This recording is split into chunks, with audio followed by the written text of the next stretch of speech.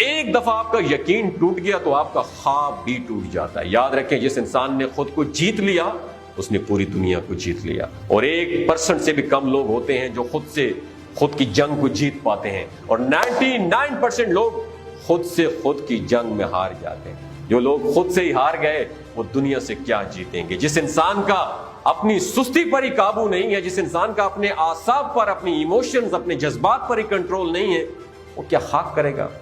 वो क्या करेगा?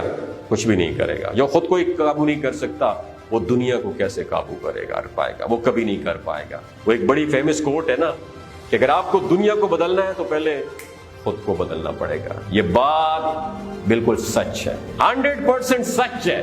जब तक तुम खुद को बेहतर नहीं बनाओगे, खुद पर काम नहीं करोगे, तो वो काम नहीं करोगे जो दुनिया करने से डरती है, जो तुम करने से डरते हो। वो काम तुम करने से डरते हो,